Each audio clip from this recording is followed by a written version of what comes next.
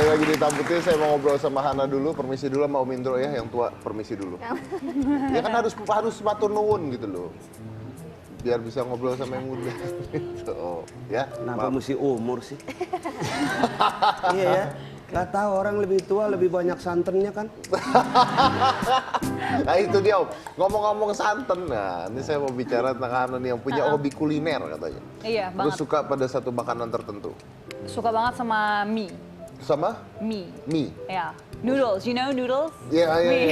iya. Suka banget sama mie. Mie apa aja deh. Kalau mie rebus, mie ayam, mie goreng, mie Aceh, mie titi, pokoknya semuanya suka. Oke, tapi kalau mie kan semua orang juga suka. Iya sih. Iya kan? Iya memang. Kecuali kamu ya. Iya. Apa kamu makan mie cuman kuahnya doang? Ini beneran loh. Ya juga sih. Iya, Beneran ini kuahnya beneran. doang. Dia Iya, kalau makan soalnya mie bener. cuman kuahnya doang. Iya, pengennya sih sama miminya. Pantesan kurus Sama ya. bapak direbut Apaan miminya. Iya, direbut? orang Enggak, dimakan enggak. gitu. Sorry ya, pesan rumah tangga. Bentar. Sebetulnya kan kode itu. Apa Apa tuh? itu? Dia ngodein aja dia cuma minum kuahnya, makan kuahnya supaya jangan disuruh masak macam-macam. Dia cuma bisa masak air. Oh iya. Biar tahu deh sekarang. Oke. Tapi kan mie itu kan juga tergantung dari apa pernak-pernik yang ditaruh ya. Iya. Karena kalau ngasih ramuan atasnya salah, nggak enak kan. Sausnya salah dan sebagainya. Iya. Kayaknya di banyak tempat memang, apalagi kan kalau saus cabai ya, kalau sambal gitu, banyak yang suka apa ya, rasanya kayak fake gitu, kayak ngasal-ngasalan banget. Tapi ini sebenarnya ada sesuatu yang actually taste-nya juara banget, istimewa banget, dan nggak asal-asalan gitu. Belum tahu ya apa? Ini saya bawa. Nah ini nih, ini namanya saus cabai dua belibis.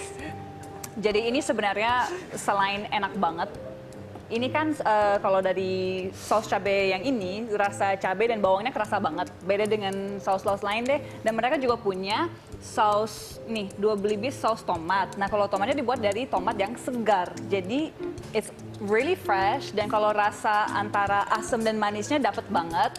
Dan ada juga cuka dua belibis.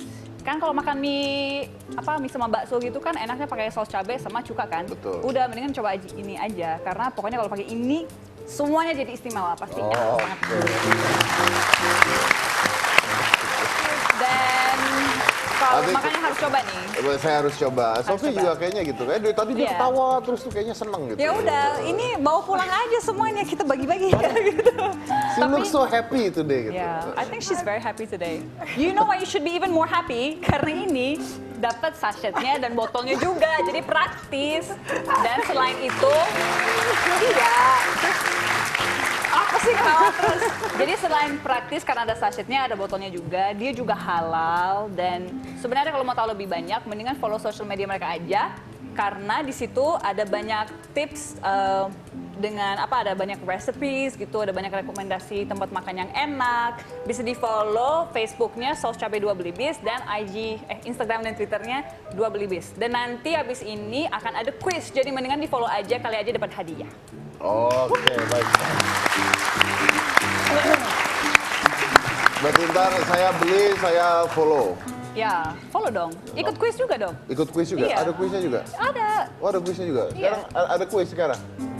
Ada quiz? Oh di situ quiznya di sosmednya? Quiznya di sosmed mereka. Quiznya di sosmed mereka. Iya. Oh, pantesan saya di blok ya. Oke, jadi buat penonton kalau mau ikutan quiz bisa ikut ke sosmednya. Oke.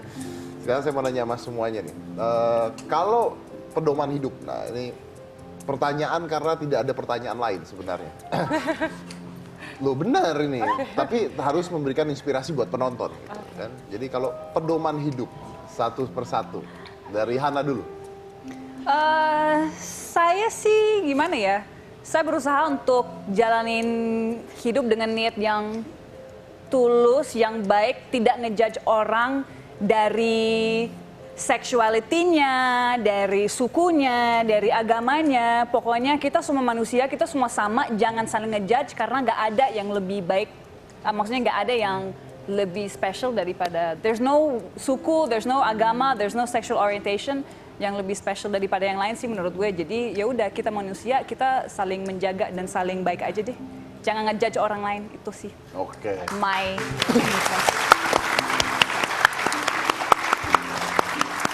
Kalau Sophie? Kalau quotes kan bisa berubah-berubah ya. Yes. Gitu. Maksudnya melihat situasi kita hidup sekarang gitu. Jadi kayaknya quote ini yang paling baik gitu. Nanti 10 tahun mendatang kayaknya quote ini yang paling baik gitu. Jadi ya kayaknya sama seperti Hana gitu. Jadi bertoleransi, walaupun toleransi buat saya sesuatu yang sangat negatif gitu.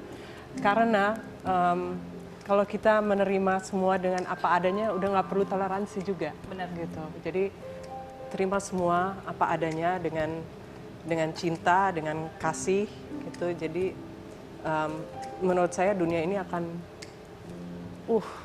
indah luar biasa.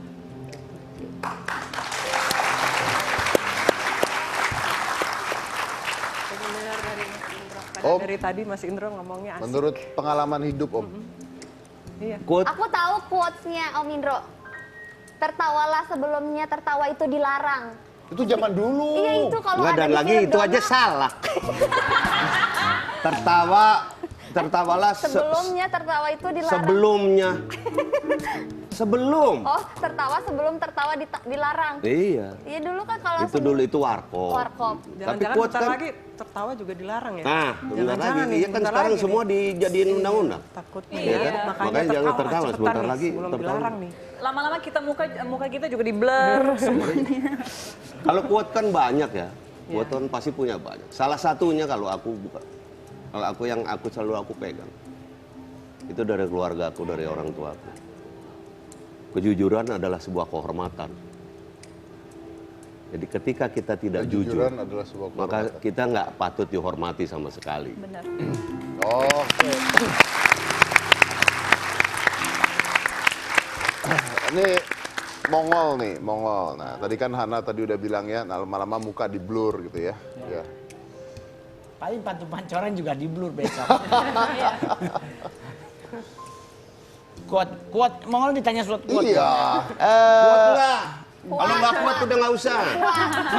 Masalahnya bahasa Inggris kita kan kursusnya pasar minggu. Iya, Jadi kan nggak tahu apa tuh quote artinya. Lu mau les bahasa Inggris, dia di itu Les jahit.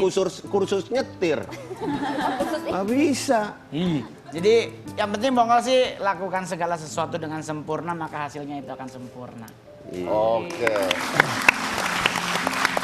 Tapi ada satu hal sebenarnya yang dari tadi saya mau tanya tuh, tapi belum terjawab juga. Emang beneran Mongol tuh stand up comedy paling mahal? Enggak lah. Itu siapa yang- Itu kan cuman gara-gara dulu kan tahun 2011 munculnya stand up itu. Jadi Mongol tuh dalam sehari bisa sering banget tuh dalam 1 bulan itu bisa manggung di 4 lokasi. Sampai dulu langganannya ojek bukan mobil. Karena macet. Nah jadi ada wartawan yang ngikutin. Nah dia ngitung Mongol sekali dibayar begini berarti sehari segini. Langsunglah keluar di salah satu koran nasional bahwa saya adalah stand up comedy termahal. Oh. Jadi dari sononya bukan dari kitanya. Padahal Iya.